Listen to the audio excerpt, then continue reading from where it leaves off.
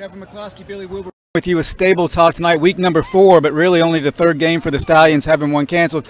Billy, the Stallions fall to 0-3, lost 30-0 to the Rampants of Greenville Rose.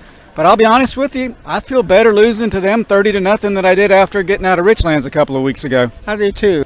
I like the intensity that they kept playing with. There's a lot of things that need to happen with this team and gelling. A lot of those penalties that they've got to get out of their system and doing. I know the Stallions have always been noticed for their penalties. We generally average 100 yards a year, a game each year. But tonight, they really kept them down. But it was timely when the penalties came, and it hurt us several times. Yeah, that's very true. Well, with this offense we've got, we're not going to gain a single-yard pass, or very few if we do. So any penalty puts us in the hole and makes it almost impossible to sustain a drive. So we put together a few good plays, but we couldn't put together enough good plays to get in the end zone.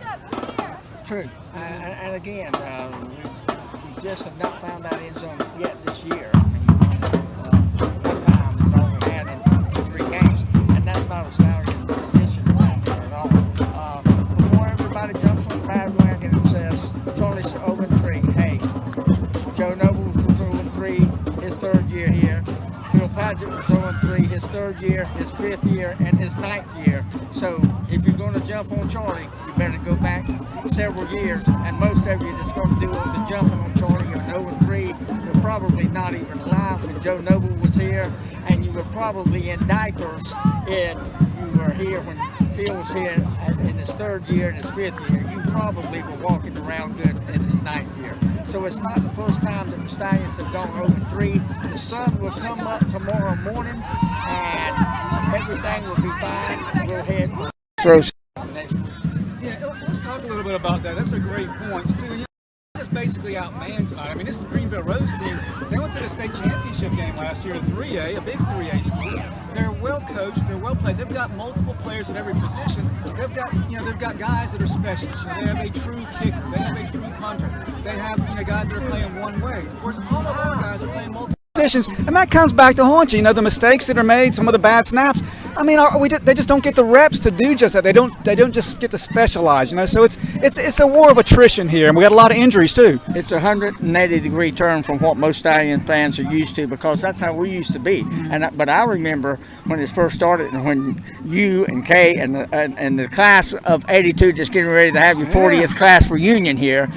Was here. Yes. I'm going to get that in for you. But I remember when you were here, we were just where we're at right now. Phil Padgett was just starting to get a kicking game going here to get a specialist. Phil Padgett and the staff was trying to get multiple things happening at the at the middle school level to come here for the junior high, so that by the time they finished the junior high, when they got to the high school level to play, they weren't learning. They already knew the Stallion system. We don't have that over at the middle school now. We got it here at the junior high, but when they get here, they're having to learn instead of getting everything down pat and ready to go and just fill in. We used to say around here, we're not rebuilding. We're restocking and going on.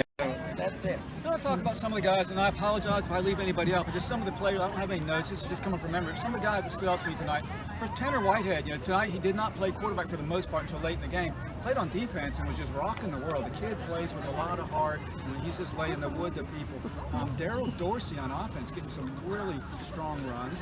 And then Andrew Hines, of course, he's a bring down. I can't wait to see these guys play against some of the true teams that are on the same physical level as the Stallions. Yes. And I mentioned Daryl Dorsey, I mentioned Daryl, yes. Andrew Hines, and also shout out to Camden Rosenberg playing quarterback for tonight. Did a great job. He had no passes really, but he didn't make any mistakes. Ran the ball well, and he played on defense well. So those are the guys that kind of stood out to me. Same ones. I agree with you wholeheartedly. Yeah. So like you said, next week, there's still, it's going to be a huge task going into Wallace next week to try and take on the Bulldogs there. Obviously, there's going to be some bad blood with some of the animosity. I would expect there to be anyway. Hopefully, it doesn't turn ugly or anything. But we're there, and we're going to do our best. This team showed me tonight they didn't quit, so that's a positive. And we're just going to take it one game at a time. Any final words? I'm going to give you one more stat that I looked at this afternoon before I came here, because I wanted to be sure I could say this at the end of StableTalk. The Stallions have a better record against Wallace Rose Hill